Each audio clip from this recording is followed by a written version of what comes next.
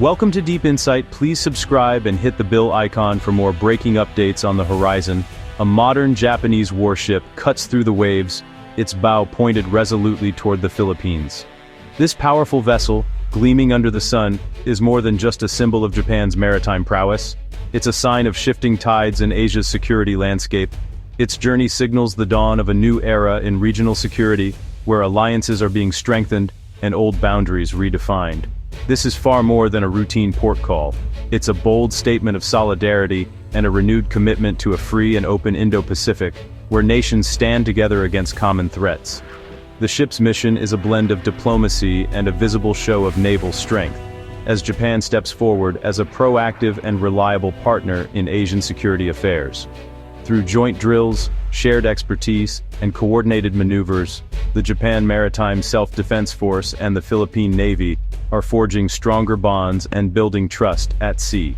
For Manila, the arrival of this warship is a reassuring sign of steadfast support, especially as maritime tensions in the region continue to rise. It sends a clear message to those who challenge international law and threaten peace. The Philippines is not standing alone in these contested waters.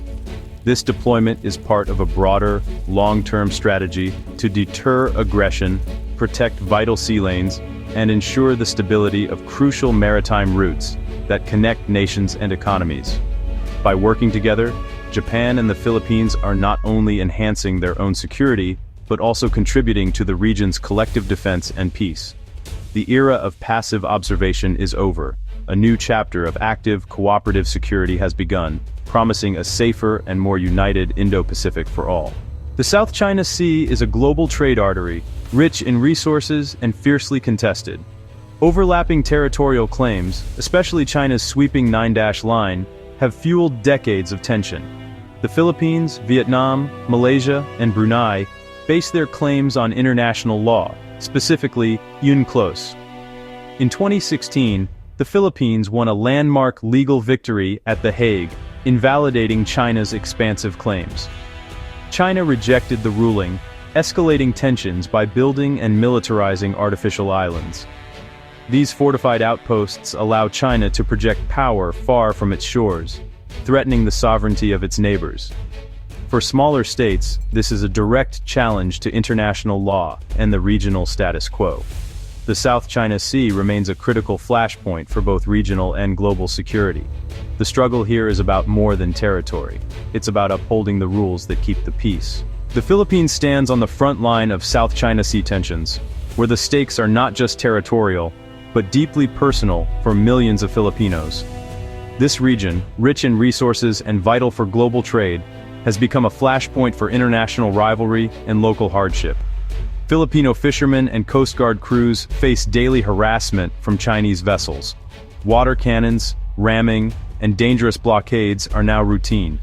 These confrontations often occur just miles from their own shores, turning familiar waters into zones of fear and uncertainty. These incidents are part of a calculated campaign to wear down the Philippines' resolve and control key maritime areas. The constant presence of Chinese ships is a daily reminder of the struggle for sovereignty and the risks faced by those who depend on the sea. The economic impact is severe. Filipino fishermen are often blocked from traditional grounds, threatening livelihoods and food security. Entire coastal communities now face dwindling catches, rising costs, and an uncertain future as their access to the sea is restricted. China's maritime militia creates a gray zone conflict, constant pressure without open warfare. This strategy blurs the line between civilian and military actions, making it difficult for the Philippines to respond without risking escalation. In response, the Philippines is seeking help from allies to modernize its Navy and Coast Guard. New ships, advanced technology, and better training are now priorities as the country works to defend its maritime rights. Support from Japan and the US brings vital equipment, training, and diplomatic backing.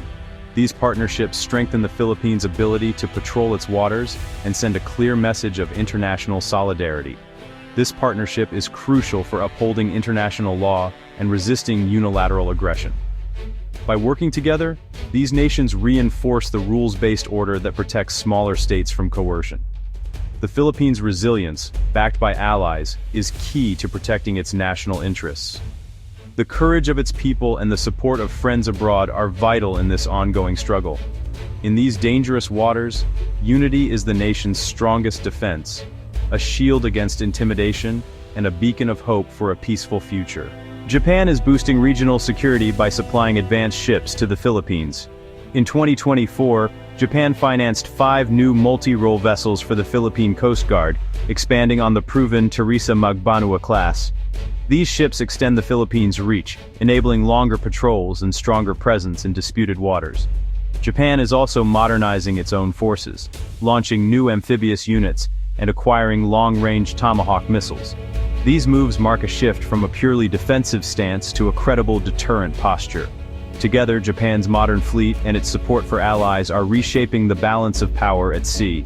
The partnership strengthens both nations' ability to respond to threats and uphold maritime law. As guardians of the sea, they are building a safer, more stable region. A powerful alliance is emerging between Japan, the Philippines, and the United States, reshaping the security landscape of the Indo-Pacific. These 3 nations, each with their own unique strengths and histories, are coming together in response to growing regional challenges and shifting global dynamics. This trilateral partnership is quickly becoming the backbone of regional security, focused on upholding international law and ensuring freedom of navigation in some of the world's busiest and most contested waters.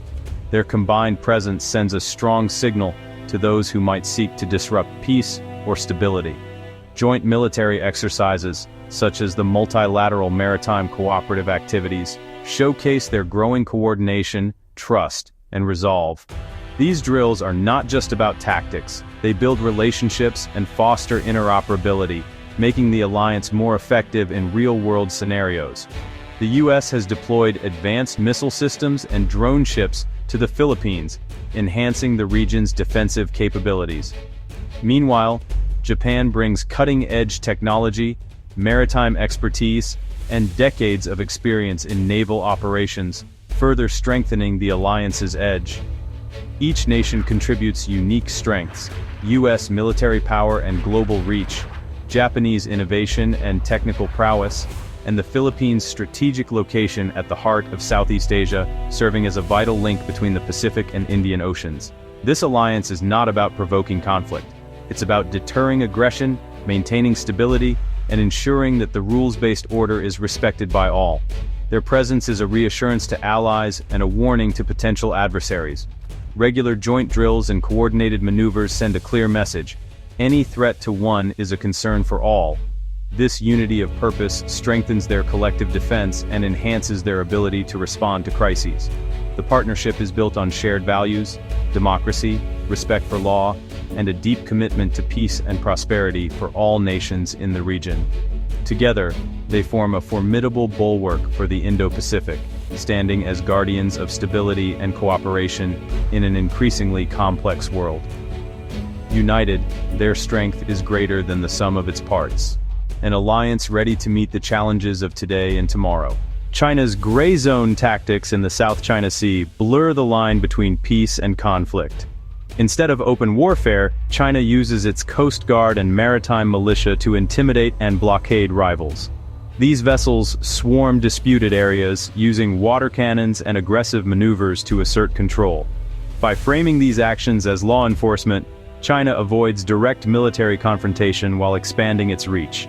The Philippines faces a no-win dilemma: escalate and risk conflict or yield ground.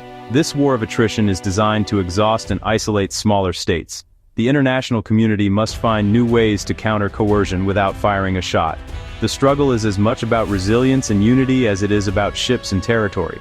Japan's warship deployment is part of a larger push for a stable, peaceful Indo-Pacific. The region's sea lanes are vital to the world economy. Any disruption would have global consequences.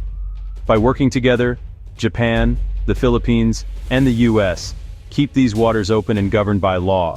Their cooperation deters aggression and reduces the risk of conflict. This alliance offers Southeast Asia a path to security without choosing sides between great powers. Japan's active role adds credibility and weight to the effort, showing this is a regional, not just U.S.-China issue. The goal: resolve disputes through dialogue, not intimidation. These partnerships lay the foundation for a more stable and prosperous Asia. The cause of peace and cooperation here matters to everyone.